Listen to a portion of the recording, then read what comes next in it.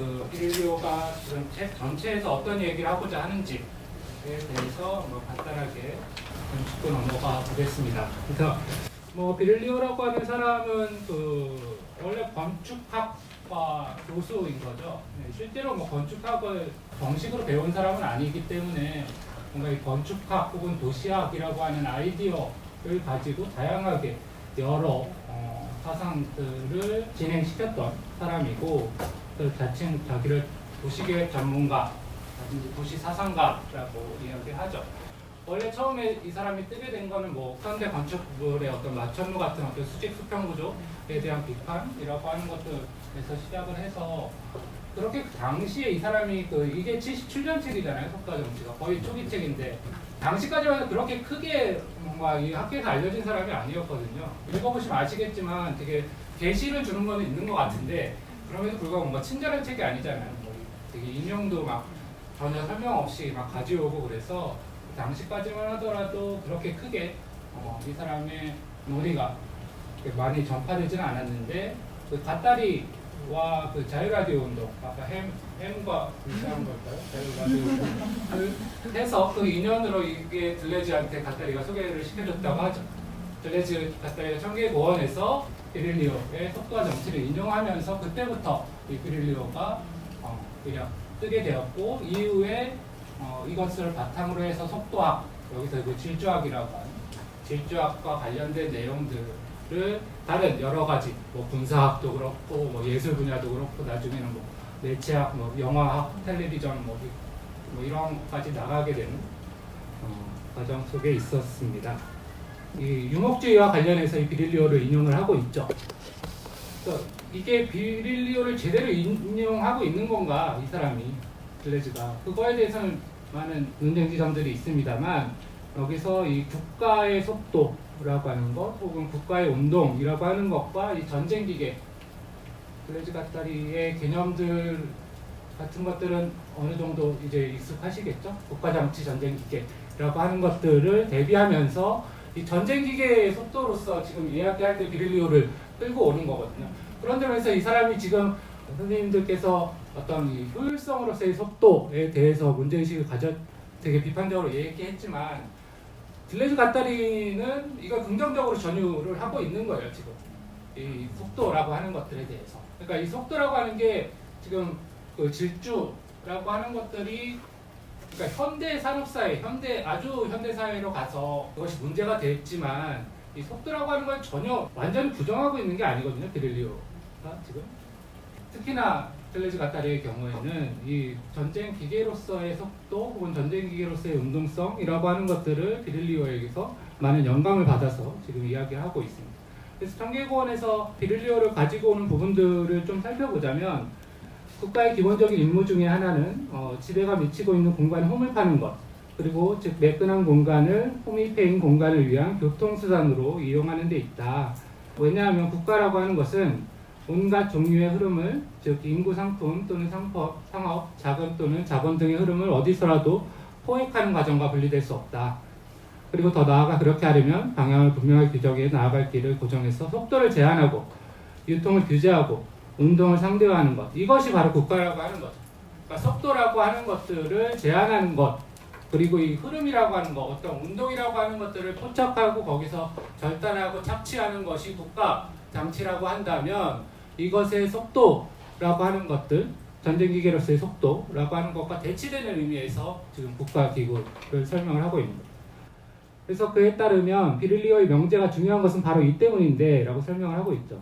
그래서 그에 따르면, 비릴리오에 따르면 국가의 정치 권력은 폴리스, 즉 도로관리이며, 도시의 성문과 세관은 사람이건 가축이건 제하건 집단의 유동성이나 침입해 들어오는 무리들의 힘에 대한 제방의 필터이다 라고 하는 부분을 들려주는 강조를 하고 있는 겁니다.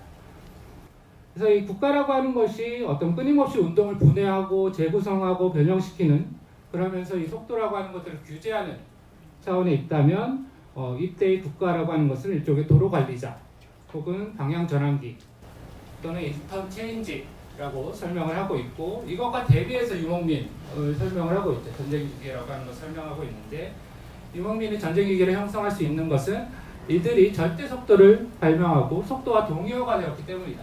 여기서 설명하지만 절대 속도를 지금 들레즈는 부정적으로 보고 있지 않아요. 전혀. 근데 이게 뭐 비릴리오 생각과 얼마나 합치하느냐, 그건 또 다른 문제이긴 하죠. 그래서 불복종할 수 있는 어떤 봉기, 게릴라전 또는 행동으로서의 혁명이라는 반국가적 움직임이 있을 때마다 이 유목민이라고 하는 전제 세력이 출현해 이 매끈한 공간이 재구성되거나 뭐 이런 방식으로 공간이 재구성된다라고 하는 홈페인 공간으로서의 국가 장치, 그리고 이 매끈한 공간으로서의 유목주의 혹은 전쟁 기계라고 하는 것을 세상을 놓으면서 이쪽에 비릴리오의 생각들을 가지고 오고 있는 거죠. 그래서 비릴리오가 그 가도를 점거하거나 이 거리를 점거하는 것들에 대해서 비릴리오가 초반에 계속 설명을 하잖아요. 그 점에 대해서 들레즈가 따르는 굉장히 중요하게 평가를 하는 거죠. 이 그 민중들의 속도 혹은 민중들의 거리를 그 점거하는 힘이라고 하는 것. 근데 물론 그런 것들이 또 다시 전체주의로 빠질 위험에 대해서는 이 책에서 계속 강조를 하고 있지만 들레즈가 따르는 그 힘에 대해서 긍정을 하고 있는 것은 제가 보기에는 맞는 것 같습니다. 그래서 홈파는 국가와 매끈한 공간을 창출하는 이 전쟁기계의 대비 속에서 이야기를 하고 있고 그 예로서 바다를 들고 있는 거죠. 그 서양이 해계물을 장악할 수 있었던 것은 뭐 아까도 얘기했던 어떤 스피드, 속도라고 하는 측면도 있지만 이 바다라고 하는 것들을 홈파게 할 수 있는 역량을 획득한 데 있고, 하지만 이것은 전혀 예기치 못한 결과를 가져왔는데 홈페인 공간에서 상대적 운동들의 증가와 상대적 속도의 강렬화는 결국 매끈한 공간 또는 절대적 운동의 재구성으로 이어졌던 것이다. 그러니까 비릴리오가 강조하는 대로 바다는 현존 함대의 장이 됐으며 이곳에서는 어떤 한 점에서 다른 한 점으로 이동하는 것이 아니라, 그러니까 어떤 이런 홈페인 공간식의 이동이 아니라 이미 한 점에서부터 모든 공간을 장악하게 되는 어떤 매끈한 공간의 이동이라고 하는 것들이 바다에서는 가능해진다. 왜냐하면 영토라든지 그런 것과 달리 장애물 같은 것이 없으니까 어떤 매끈한 공간으로서 사용될 수 있는 거잖아요. 그래서 공간을 홈파는 대신 끊임없이 운동하는 탈 영토와의 벡터에게 공간을 차지하는 것이다 라고 이 비릴리오의 바다에 대한 사유라고 하는 것들을 다시 인용을 하고 있죠. 그래서 이때 물론 이때 국가기구와 전쟁기계라고 하는 것들이 꼭 대비적 들레즈에게 있어서 대비되는 것이냐 라고 하는 것은 또 다른 문제죠. 그러니까 여기서 설명했지만 그러니까 국가의 운동이라고 하는 것이 어떻게 다시 그 전쟁기계의 흐름으로 만드는가 라고 하는 것, 그리고 전쟁기계의 흐름이 어떻게 다시 또 영토화되고 영토화, 탈영토화, 재영토화 과정이라고 하는 것이 이 비릴리오의 생각과 겹쳐지면서, 그러니까 비릴리오가 꼭 이 얘기를 한 건 아니지만 이 사유를 증폭시켜서 들레즈 가타리가 하고 있는 거죠. 속도라고 하는 개념을 통해서. 그래서 들레즈 가타리는 지리적 국지화라고 하는 것은 전략적 가치를 잊어버렸고, 반대로 전략적 가치는 끊임없이 운동하는 벡터의 탈국지화에 부여되는 것처럼 보인다 라고 하는 비릴리오의 말을 인용하면서 전쟁기계의 특성으로 묘사를 하고 있습니다. 물론 이거 주석에서 들레즈 가타리는 비릴리오를 비판을 하고 있죠. 이 비판을 하고 있는 부분에서 보면 이상의 모든 점에서 비릴리오의 텍스트 아주 중요하고 참으로 독창적이긴 하지만 자신들이 동의할 수 없는 지점이 하나 있다. 이 세 부류 들레즈 가타리가 보기에는 이 속도라고 하는 것을 단순히 하나의 속도로 볼 수 있는 것이 아니라 세 가지 정도로 나눠서 보아야 될 것 같은데 이 세 가지 속도를 그냥 하나로 동일시하고 있다라고 비판을 하고 있죠. 이때의 속도라고 하는 것은 들레즈 가타리가 보기에 유목적 혹은 혁명적 경영의 속도, 그러니까 폭동이라든지 그러니까 긍정적 의미의 게릴라전이라든지 이런 데서 볼 수 있는 어떤 유목적 속도라고 하는 것과, 두 번째 그 국가 장치에 의해서 관리되는, 규제되는, 변환되는, 전해되는 속도, 아까 그 도로를 통제하고 이 도로의 속도라고 하는 것들을 관리하고 이 도로의 방향, 속도의 방향이라고 하는 것들을 규제하고 하는 인터체인지 역할로서의 국가, 그때의 속도라고 하는 것은 유목적 속도와는 다른. 그리고 세 번째, 총력전의 전 세계적 조직 또는 이 현존 함대에서 핵 전략에 이르기까지 전 지구적인 군사화에 이루어진 어떤 재조직된 속도, 이게 절대적 속도인 거죠. 비릴리오가 이야기하는.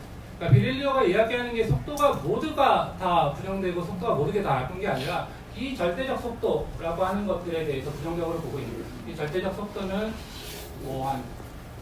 그 광속으로 진입한. 그러니까 지금 이 비릴리오가 절대적 속도를 얘기할 때 상정을 하고 있는 건 핵무기거든요. 그러니까 핵분열이 일어날 때의 속도라고 하는.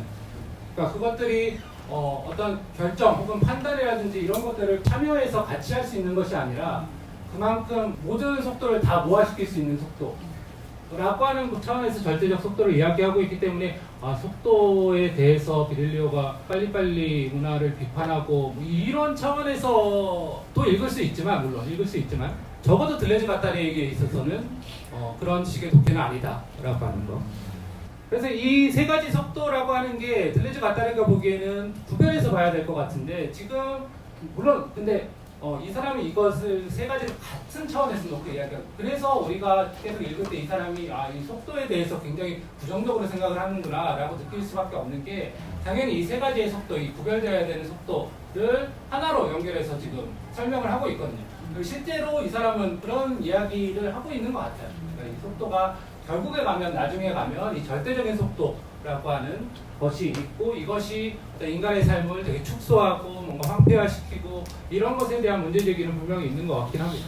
그래서 이 세 분의 속도를 동일시하는 경향이 있고 이 비릴리오라고 하는 사람은 이 속도를 통해서 결국에는 이 파시즘적 혹은 이 테크놀로지에 대한 비판으로 빠지고 있다라고 하는 것이 들레즈 가타리의 각주에서 설명을 하는 비판 지점이죠.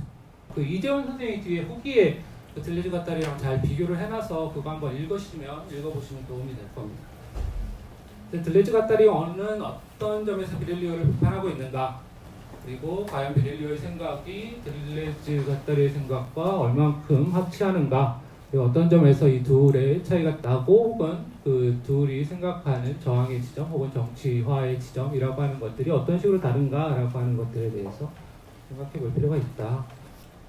다시 그 비릴리오로 돌아오면 이 사람은 베냐민과 후설의 영향을 많이 받았다라고 이야기가 됩니다. 후설은 현상학자인 거잖아요. 어떤 공간이라든지 지각이라든지 이런 것 역시도 인간의 감각에 따라서 달라지는 거다. 인간의 체화된 감각이라고 하는 것이 우리가 공간이라고 하는 것을 어떤 식으로 사유하느냐 그리고 시간이라고 하는 것들을 어떤 식으로 사유하느냐에 되게 영향을 미친다라고 하는 사람이 그래서 이 공간이 아니라 공간성 스페셜리티라고 써야 된다라고 얘기하죠. 그러니까 우리는 어떤 공간이라든지 뭐 시간이라든지 어떤 지각이라든지 감각이라든지 이런 것들이 굉장히 초역사적이고 모르 역사적인 거라고 생각을 하기 쉽지만 그건 되게 근대적인 그러니까 지금 우리가 가지고 있는 거죠. 어떤 그 시기의 어떤 세계관이라든지 가치관이라든지 어떤 과학 구조라든지 사회 구조에 영향을 받은 거죠.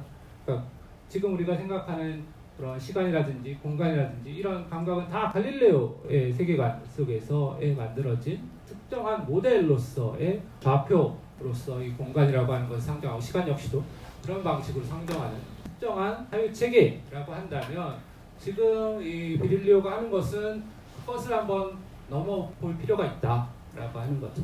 그러니까 시간이라고 하는 것들이 혹은 속도라고 하는 것들이 단순히 우리에게 어떤 주어져 있는 것이 아니라 이 시간 혹은 속도에 대한 관념이 변함으로 해서 그 사회도 변하고 군대도 전쟁의 양식도 변하고 그리고 뭐 정치의 양식도 변하고 모든 세계관이 변한다라고 하는 차원을 지금 설명을 하고 있는 거거든요. 그래서 자신을 테크놀로지 예술평론가라고 비판을 하기도 하는데 실질적으로 이 사람이 예시적인 아이디어 차원에서 많이 이야기를 하지만 근데 또 꼭 완전히 정합적인 이야기냐라고 하는 것에 대해서는 많은 비판이 있어요. 그럼에도 불구하고 뭔가 우리가 읽었을 때 딱 우리한테 신체적으로 직접적으로 주어지는 건 분명히 있죠. 그래서 이 사람이 저스로 우리의 침묵하는 생활을 들춰내고 감각세계의 상투적인 듯한 형태와 이미지 뒤에 숨어있는 말을 폭로하려는 그리고 그것은 우리가 세계에 대해 동일한 지각을 기호화하고 재기호화하는 색다른 방법을 찾아내는 것을 요하는 작업을 하고 있는 거죠. 이 책의 부제가 이 공간의 정치학에서 시간의 정치학으로 이잖아요. 속도와 정치라고 하는. 왜 시간이 중요한가라고 하는. 기존의 정치라고 하는 것은 당연히 공간적으로 사유가 됐죠. 그러니까 이 푸코가 그런 얘기를 하는데 컨트롤 타워를 교체하는 것이 정치의 모든 것이라고 생각했죠. 밑에 있었던 그 프롤레타리아가 그 권력을 차지하고 있었던 부르주아지를 거꾸로뜨리고 혹은 왕을 거꾸로뜨리고 그 자리를 차지하는 것. 그러니까 뭐 루시안식으로 이야기하면 주인과 노예의 자리바꿈이라고 하는 것으로 설명될 수 있는. 근데 이런 식의 공간인으로서의 정치라고 하는 것들을 넘어설 필요가 있다라고 하는 것.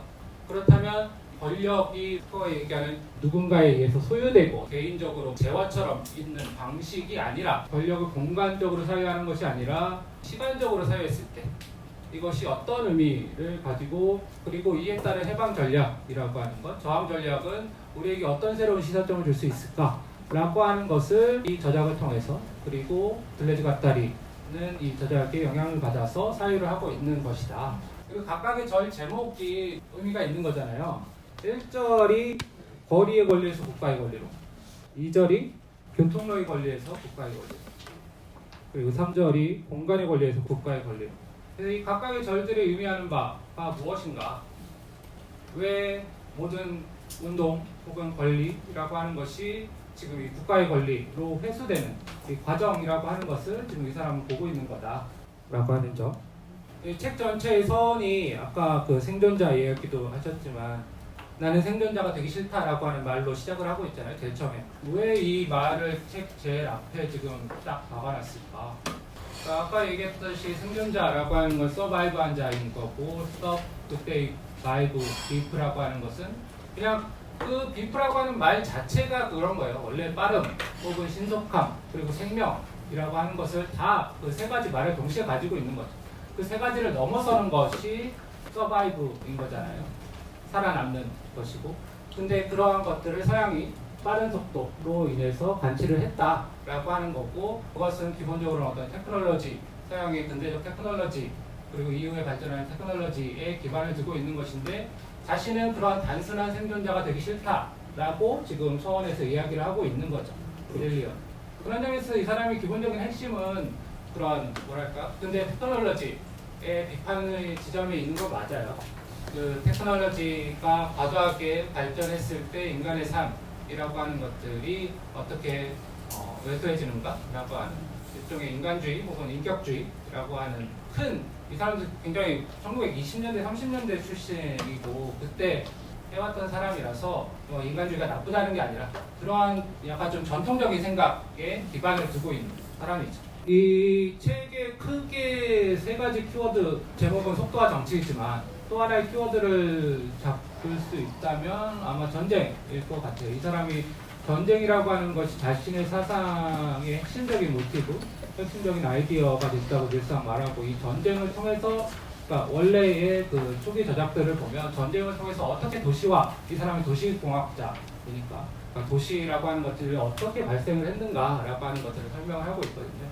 그래서 이 속도 그리고 전쟁이라고, 물론 이 속도와 전쟁은 함께 연결되는 거겠죠. 이러한 것들이 이 정치라고 하는 것들과 어떤 식으로 맺어질 수 있는가라고 하는 것들을 여기서는 약간 좀 실론적인 작업을 하고 있는 거예요. 77년도 작이고 거의 초기 작이라서 이 실론적인 작업을 통해서 하고 있다라고 한다면 이 각각의 세 가지의 키워드, 이 속도 그리고 전쟁, 정치라고 하는 것들이 무슨 의미가 있는가라고 하는 것들을 좀 짚어보자. 이 책의 내용들을 통해서. 비릴리오가 보기에 속도라고 하는 것은 어떤 이 집단 경험이 펼쳐지는 매개체라고 하는 것과 경험의 역사적 역동을 밑받침하는 원동력이라고.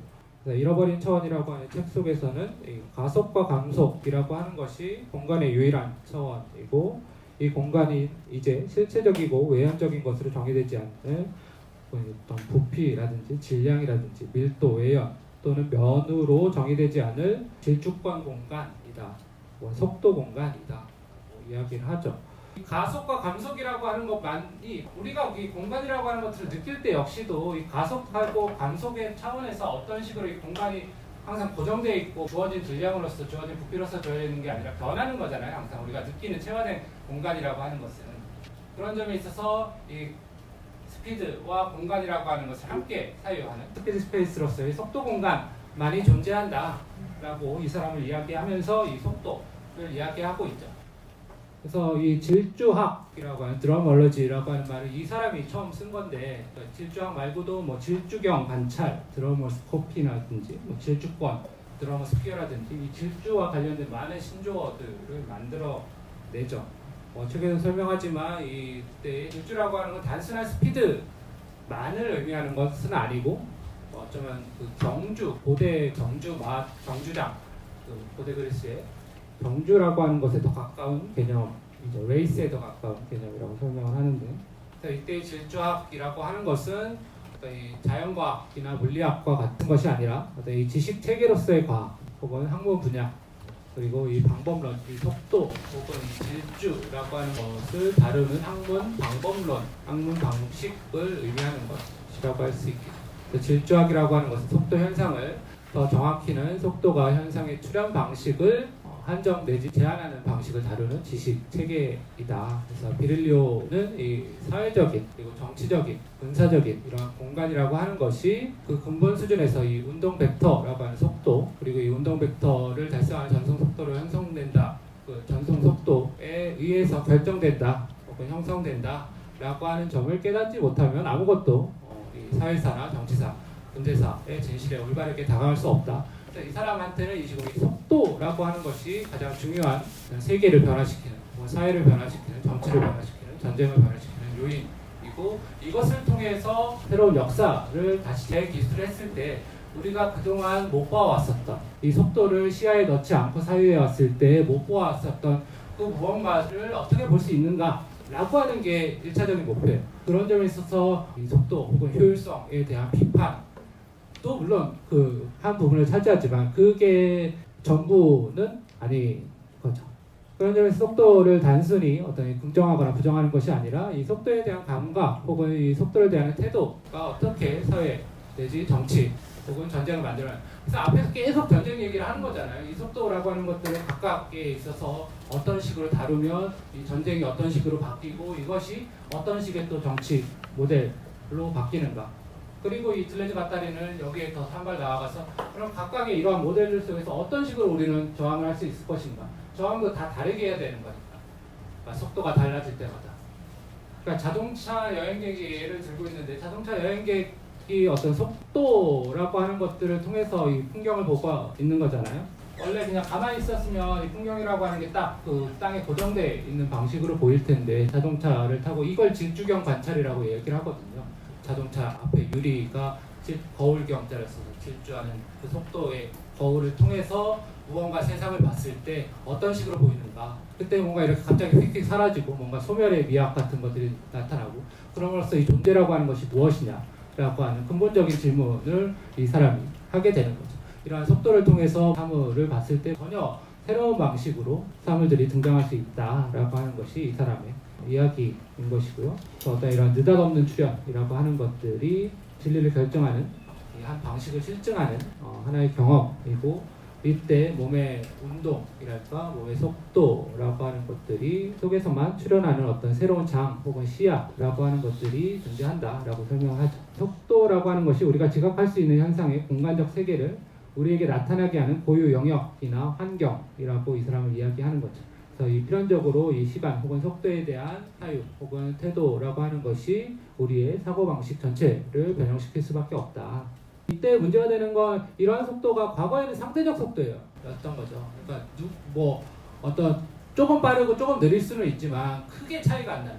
근데 이것이 절대적 속도, 광속의 세계로 들어오면서 이것은 이제 상대적 차이가 중요하지 않은 거예요. 절대적 속도의 세계에 들어오면.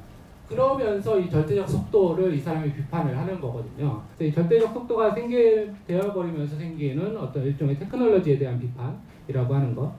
이 더 빠른 운송수단이 됐건, 인터넷으로 파일을 보내는 것이 됐건, 이러한 세계라고 하는 물질적인 공간이라고 하는 것이 공간 내지 부피, 외연을 아예 부정해버리게 되는 이 절대적 속도라고 하는 것이. 그런 차원에서 동화의 도시라고 하는 책에서는 이 모든 길에 끊임없는 가속화를 거치며 영토에서 주거지 비율이 서서히 줄어드는 현상은 세계의 사막화라는 알게 모르게 해를 입히는 형태다라고 이야기를 하고 있습니다. 하지만 이 사람이 지금 속도, 질주라고 하는 것들을 무조건 부정적으로 보고 있는 것이냐. 그러니까 1절의 시작에서 이야기를 하죠. 그러니까 모든 혁명에는 역설적인 순환이 존재한다. 엥겔스가 파리 시민들의 삶이 강렬하게 순환했던 그 대로에서 최초의 해협이 열렸다. 그러나 한 세기가 지나고 웨버는 그들은 거리에 호소했으나 거리는 그들을 죽였다라고. 그래서 혁명에 분견되는 이 공장이라는 생산의 장소가 거리에서 가장 이상적인 형태를 취한다. 인위적인 기계인 톱니바퀴가 되기를 잠시 멈춘 채 스스로 일종의 공격 기계, 속도의 발생 장치가 되는 때야말로 이 혁명이라고 하는 것들의 시작 혹은 옛날 같은 경우에 어떤 생산 장소 혹은 공장이라고 하는 거점이라고 하는 것들이 혁명의 근거지가 되었을 텐데 이제는 이 운동하는 거리로서 이 순환하는 그 흐름이라고 하는 것들이 이 사람에게 있어서 혁명이라고 하는 것들의 출발점이 되는 것이고 그리고 그때 군중들에게 중요한 것은 자신의 속도의 발생 장치가 될 수 있다는 자신의 스스로 일종의 동력기가 될 그러니까 화업이라고 하는 게 뭐냐 총파업이라고 하는 게 뭐냐 러다이트라고 하는 게 뭐냐 그거는 그 산업의 흐름을 올스탑하는 거. 그러니까 단순히 뭔가 임금 가지고 뭔가 이렇게 싸우는 것이 아니라 그 산업의 흐름 혹은 지금 절대적인 시간의 흐름이라고 하는 것들을 올스탑하는 것, 정지하는 것이 그 총파업이라고 한다면 그러한 시간의 흐름을 멈추고 혹은 자본의 시간 혹은 자본의 흐름이라고 하는 것을 멈추고 어떻게 스스로 자기가 시간을 창출할 수 있는가, 자신이 속도를 창출할 수 있는가라고 하는 것이 지금 결국에 가서는 게릴리오가 하고자 했었던 얘기가 아닐까라고 하는 게 제 생각인데요. 그래서 게벨스 역시도 거리를 정복할 수 있는 자가 국가도 정복한다라고 이야기를 하죠. 이 책에서. 이 프랑스어 폭동이라고 하는 것과 군중의 어원은 모두 라틴어 모빌레, 모바일에서 오는 것이고 이 모바일은 재빠르게 움직인다라고 하는 뜻이고 이 폭도, 무리, 군중이라고 하는 뜻을 모두 가지고 있다. 그래서 이 폭도는 군중을 뒤바꿔 놓는다라고 지금 이 사람이 설명을 하고 있는데 리듬의 부여라고 하는 것이 이 사람에게 있어서는 중요한 것이고 들레즈 가타리 용어대로 하자면 어떤 이런 혁명적 방랑이라고 하는 것이 어떤 긍정 뭐 완전히 초긍정적인 건 아니지만 착한 편, 나쁜 편을 이렇게 어려운 책은 뭔가 이 착한 편, 나쁜 편을 나누는 게 중요한 거라서 착한 편으로서의 뭔가 이러한 것이 있는 거고 그것과 대비되는 의미에서의 어떤 거주하기에 적당한 순환 혹은 안주, 정주라고 하는 것이 있는 거죠. 들레즈가 보기엔 이게 바로 유목민의 생활이고 다른 하나가 국가적 장치로서의 정주민의 생활이라고 하는 거죠. 물론 이 유목민과 정주민이 그런 식으로 구별될 수 있는 건 아니죠. 들레즈가. 유목민은 앉아서도 유목을 해야 되고 어떤 꼭 밖에 나가서 해야 되는 건 아니니까요. 그럼에도 불구하고 지금 이 두 가지 흐름이 크게 이 비릴리오에게는 보여지고 있다라고 하는 겁니다. 제가 요즘에 따릉이를 타고 다니는데요. 자전거. 따릉이를 타고 다니는데 그거 타고 다니면 그러니까 우리는 항상 이 거리라고 하는 것들은 어떤 건물과 건물을 이어주는 거라고 생각을 하잖아요. 그러니까 어떤 그 최대한 속도, 뭐 최대한 속도가 굳이 아니더라도 이 길이라고 하는 것들은 어디와 어디를 이어주는 것이라고 생각을 하는데 먼저 길이라고 하는 것 혹은 흐름이라고 하는 것들이 먼저 있고 그 주변에 건물이라고 하는 그 주변에 정주라고 하는 것들이 생기는 게 맞는 거겠죠. 상식적으로 생각을 하면. 그러니까 이 사람도 이야기를 하는 것이 어떤 이 흐름 혹은 운동, 속도라고 하는 것들이 자연 발생적으로 있고 그것을 착취하기 위해서 그것의 자본을 착취하기 위해서 그 흐름을 절단 채취하기 위해서 어떤 국가기구 그러한 것들이 개입을 해서 이 공간이라고 하는 것들이 만들어지는 식으로 이 거리라고 하는 것들을 사유로 하고 있죠. 그래서 이 거리라고 하는 것은 새로운 해안선, 사회의 중요한 흐름을 측정할 수 있고 그 범람을 예측할 수 있는 항구의 거점과 같다. 그래서 도시로 향하는 관문은 요금 징수소이고 도시의 세관은 뚝이다. 이런 것들은 대중의 유동성이나 이주하는 유목민들의 침투 능력을 검열하는 곳과 아까 국가 장치로서 이 국가가 이 속도를 제한하고 규제하고 그 흐름을 관찰하고 거기서 무언가를 컴플레인 공간을 만들어버리는 그래서 우리는 오늘날까지 도시적인 장소와 도시 자체가 일종의 교통로거나 철도 환승지 즉 사회적 문화적 교류의 장소일 뿐이라는 점을 인식하지 못했다. 우리는 이 교차로를 사회주의로 가는 길이라고 생각을 했지만 그것이 아니다. 이 흐름 자체라고 하는 것들 혹은 이 운동 자체 혹은 속도라고 하는 것들에서 볼 수 있다라고 이야기를 하는 것 같습니다. 그래서 브로지아지라고 하는 것은 상업이나 산업이 아니라 고정된 처소, 장소가 일종의 사회적 화폐적 가치라는 점을 입증할 수 있는 전략적 의식을 통해서 그리고 즉 고정된 자산을 사고 파는 물적 대산의 투기, 도시의 성벽 안에 주재할 수 있는 권리, 수백만씩 몰려다니며 앞으로 이동해 나가는 위험천만하게 이를 데 없는 무수한 순례자들, 침입자들, 군인들, 유람자들로부터 안전해지고 보호될 수 있는 권리를 통해 자신들의 주도력과 계급적 특성을 획득한 사람들이라고 설명을 하는 거죠. 그래서 이 막스가 그 생산수단의 소유 여부로서 부르주아지와 프롤레타리아트를 구별을 하는 거잖아요. 생산수단을 가지고 있으면 부르주아지인 거고 생산수단에서 박탈된 사람들이 프롤레타리아트라고 한다면 이 사람은 속도의 관점에서 부르주아지와 프롤레타리아트를 다시 쓰고 있는 거죠. 막스적인 계급사라고 하는 것들을 군사적 혹은 속도적 계급사로 방식으로서 다시 쓰고자 하는 작업이 이 사람이 지금 하고 있는 거다. 그래서 이 부르주아지라고 하는 것은 고정된 장소라고 하는 것들을 안전하게 정주할 수 있는 권리라고 하는 것들을 획득한, 그럼으로써 이 유랑자들로부터 그 방벽을 취할 수 있는 사람들이라고 다시 이렇게 정의를 하고 있는 거죠. 따라서 국가의 정치적 권력은 부차적인 권력, 한 계급이 다른 계급을 억압하기 위해 조직한 권력일 뿐이다. 부르주아 혁명의 동튼 이래로 정치 담론들이 사회적 질서를 교통의 통제로, 혁명과 반란을 교통정체, 불법 주차, 다중 충돌, 추돌로 혼동하며 옛 코민의 그 공의를 의식적으로 수차례 반복해왔던 한 국가의 정치적 권력은 폴리스, 치안, 다른 말로 하자면 교통로 감시에 불과한.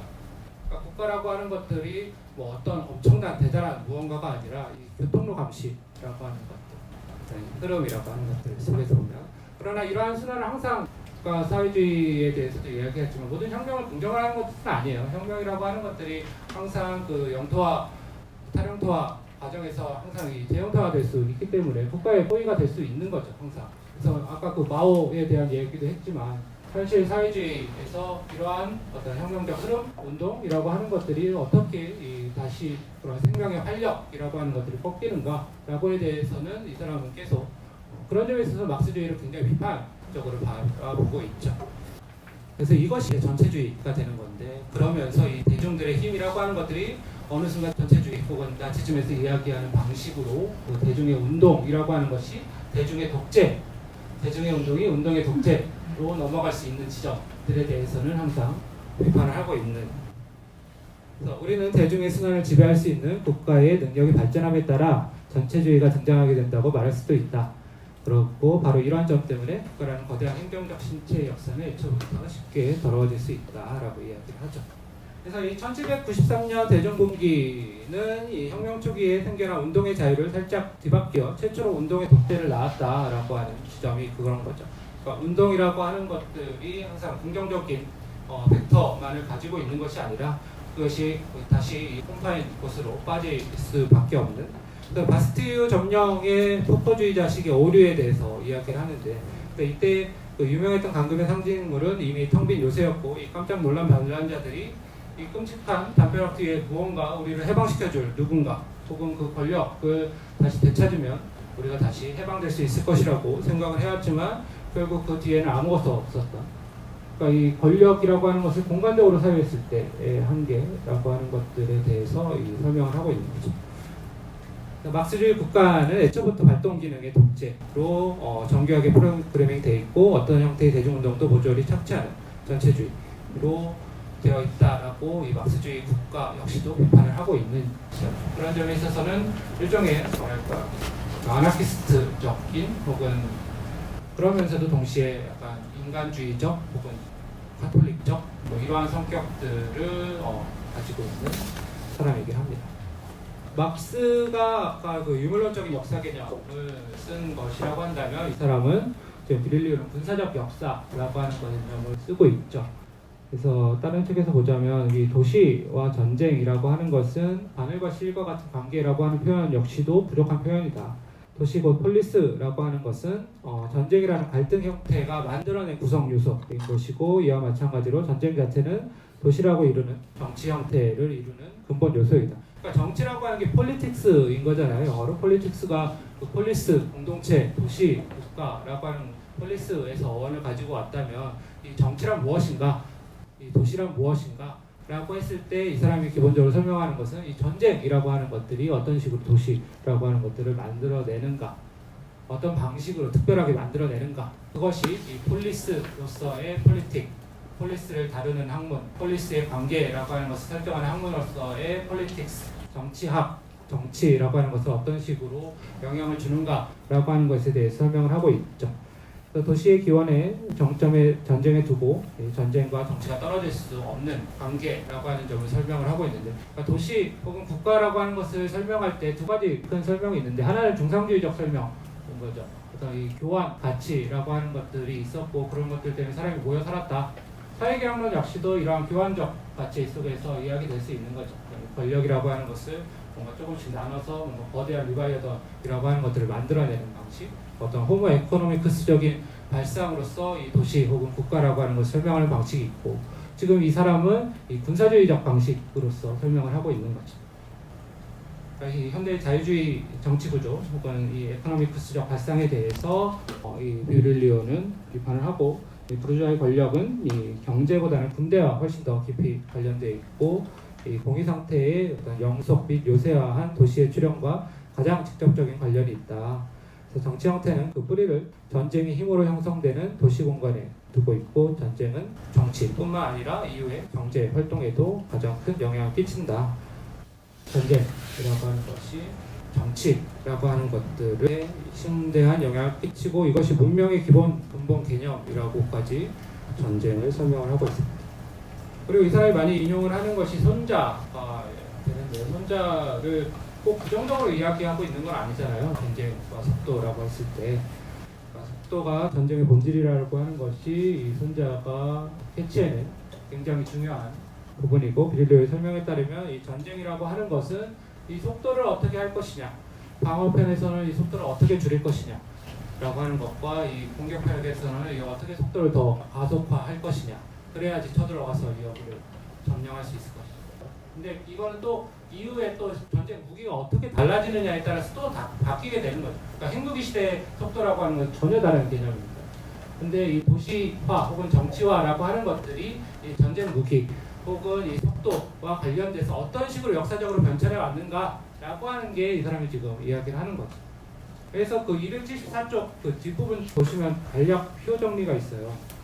전쟁 지식도 이런 식으로 달라지는 것이고, 이 전쟁 형태가 제일 처음에 고대에서는 이 포이전, 이 요새를 만들고 주변에 해자를 쳐서 공격하는 속도를 늦추는 방식의 그런 포이전이었다면, 이제 중세 혹은 현대로 넘어가면서 기동전이라고 하는 것으로 이 속도가 공격의 속도를 더 증가시켜서 압도적으로 증가시키는 방식의 기동전이라고 하는 것이 생기는 거고, 1차 대전 이후에는 우리가 아는 총력전, 소모전이라고 하는 계속 그 벙커를 지키는 방식의 싸움이라고 하는 것, 그리고 2차 대전 이후에는 이 순수전쟁, 핵전쟁이라고 하는 것으로 나가는 방식으로, 이 과정 속에서 다른 여러 가지 개념들이 상관에서 변화하고 있는가 역사적으로 라고 하는 것이 지금 이 사람이 보고자 하는 부분일 겁니다.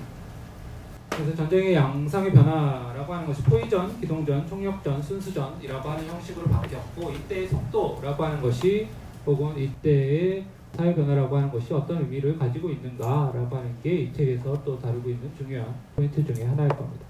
고대의 전투에서는 속도를 높이는 게 아니라 속도를 떨어뜨리는 게 방어였던 거죠. 따라서 전쟁을 준비한다는 것은 어떤 이 장벽, 성벽, 요새, 해자 같은 것을 치고 하는 것이죠. 그래서 도시를 영구에 안착시켜준 연구, 이것을 통해서 도시라고 하는 것이 발생했다라고 이 사람은 보고 있는 거예요. 도시공학가였습니다. 그러니까 이 사람이 정치학, 정치 사상가가 아니라 기본적으로 도시 사상가, 도시학자인 거죠. 그때 도시라고 하는 것이 꼭 정치와 완전히 구별되느냐라고 하면 또 그건 아니겠지만, 그래서 모든 요새는 이 특정한 상태의 일종의 저항 능력을 유지하고 있어야 된다. 인간을 치자면 좋은 건강이라고 불리는 그런 상태를, 평화 시에 우리 공병 사관들은 요새를 좋은 건강 상태를 유지하는 책임을 져야 되고, 이 방어 기술은 꾸준히 변형되어야 된다. 그래서 방어의 기술도 이 세계의 일반 법칙에서 벗어나지 않는다. 그래서 이때의 정지는 죽음이다. 근데 이때의 정지가 죽음이라고 했을 때 여기서 죽음이 단순히 우리는 속도에 빨리 변해야 되고 정지하는 건 죽어, 늦으면 도태되면 죽어, 이런 의미로 지금 쓰는 것은 아니라서, 그것이 이제 기동전으로 바뀌는 거죠. 혁명식의 전쟁 같은 경우, 그러니까 라말세즈 국가를 들으면서 무작정 달려나가는, 이 국가라고 하는 것은 행진의 기계의 속도를 조절해주는 거리의 노래인 것이고, 시간을 향한 영구적인 돌격이 되어버린, 이제 안전은 그 참호 속에, 요새 속에 있는 것이 아니라 돌격 속에 있는 방식으로 전쟁의 형태가 변화했다, 속도의 형태가 변화했다라고 하는 것을 이 사람이 이야기를 하는 거죠. 이제부터는 최대한의 도달 속도를 지닌 대중들에게만 안전이 찾아올 것이다. 그래서 차단 무기에서 이제 무기도 파괴 무기로 변하게 되는 것이고요. 그리고 이 1차 세계대전이 나오는 것이 이후에 또 다른 변화, 간단하게 이렇게 얘기하면 총력전이라고 하는 거죠.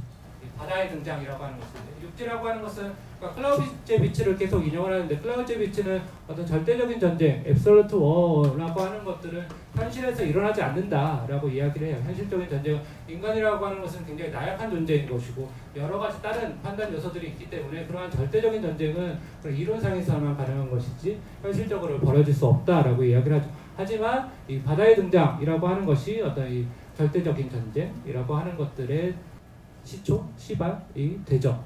그래서 이 사람이 아까 들레즈 가타리도 인용을 했지만 이 바다는 장애물이 없는 곳이며 데모스, 인민과 자유, 운동의 자유의 요소가 합류하는 지점이다. 그러니까 장애물이 없는 바다라고 하는 것은 일체의 사회적, 종교적, 도덕적 구속, 일체의 정치적, 경제적 고난, 심지어 지구의 중력이나 대지의 갑갑함에서 기인하는 물리법칙까지도 상쇄하는. 그렇지만 이 바다에 대한 권리는 우리가 흔히 해적들을 이야기하듯이 어떤 범죄와 폭력의 권리로 국가에서 규정이 되어버린다. 하지만 노동자들에게는 조국이 없는 것과 같이 이 자유의 바다라고 하는 것을 선취해야 된다라고 지금 이 맥락에서는 이야기를 하고 있죠. 그런 점에 있어서 들레즈 가타리가 이 자유라 바다라고 하는 것을 어떤 매끈한 공간으로 가지고 오고 있는 것일 테고요. 우리는 노동자들을 대지에 묶어놓는 탯줄을 끊어야만 한다라고 하는 이 막스의 말이라고 하는 것은 이 지금 자신이 군사적 프롤레타리아트와 군사적 부르주아지로 구별하는 군사적 계급론에도 똑같이 적용될 수 있다라고 이야기를 하는 거죠. 이때 물론 이 대지에 묶어놓는 탯줄은 어떤 자본에 의한 노예라고 막스는 비유를 했겠지만 여기서 이 사람이 설명을 하고 있는 그런 군사적 프롤레타리아트에게 있어서는 어떤 대지, 정주, 그런 안주에서 벗어날 수 있는 힘이라고 하는 것들이 군사적 프롤레타리아트에게 필요하다라고 이야기를 하죠. 그래서 아까 많이 인용하셨던 질주적 혁명만이 있을 뿐이다라고 하는 부분. 그래서 오직 질주적 혁명만, 산업혁명이라는 것은 존재하지 않았다. 오직 질주적 혁명만이 있었고 이 민주적 인민의 지배, 데모크라시로서의 인민의 지배도 없었다. 질주정의 지배만이 있을 뿐이다. 전략도 존재하지 않는다. 오직 질주학이 있을 뿐이다. 라고 하는 것. 이제 이 진보를 파괴한 것은 질주학적 진보의 본성인 속도이다. 그래서 총력적 평화, 궁핍이라는 평화를 창출하는 것도 이 시간을 둘러싸고 영구적으로 벌어지는 전쟁이다. 네, 지금 이 사람이 얘기하기로는 그러니까 산업혁명이라고 하는 것도 결국에는 그냥 지금까지 막스주의가 이야기했었던 자본가와 프롤레타리아트의 대립이라기보다는 이 속도에 대한 대립이었던 것이고, 이것이 그러니까 산업혁명 자체는 그런 질주혁명으로 볼 수 있다라고 하는 거예요. 그러니까 민주정 역시도 그러니까 민주정이자 동시에 이것은 질주하는 자들의 정치이다. 그래서 여기서 제가 보기에는 어떤 그런 가치 판단이라고 하는 것들이 들어가 있지 않은 것 같거든요. 그러니까 질주정이라고 하는 것을 이 사람이 지금 비판적인 의미에서 여기서 가지고 오는 것이 아니라, 그러니까 물론 이거 질주정이 어떤 절대적인 속도 혹은 절대적인 전쟁에 들어가는 순간 이것은 비판이 되어야 될 부분이긴 하죠. 하지만 여기에서는 그러한 차원에서 이야기를 하는 것 같지는 않습니다. 그래서 왜 민주정이 아니라 질주정인가? 고대 그리스 국가에서는 배가 가장 중요했었던 거죠. 밖으로 나가려면, 운송을 하려면, 속도를 높이려면 많은 노동력도 노지할 수 있는, 이 사람들 움직이기 위해서는 공평한 권력을 주어져야, 공평한 분배를 해줘야 되는 것이고, 그런 점에 있어서 이 사람들이 데모스가 주인이 되는 민주정이라고 하는 것과 속도가 주인이 되는, 속도가 지배를 하는 질주정이라고 하는 것이 동일하다라고 하는 의미인 거예요. 그리고 이것이 이후에 가면은 어떤 식으로 바뀌는가?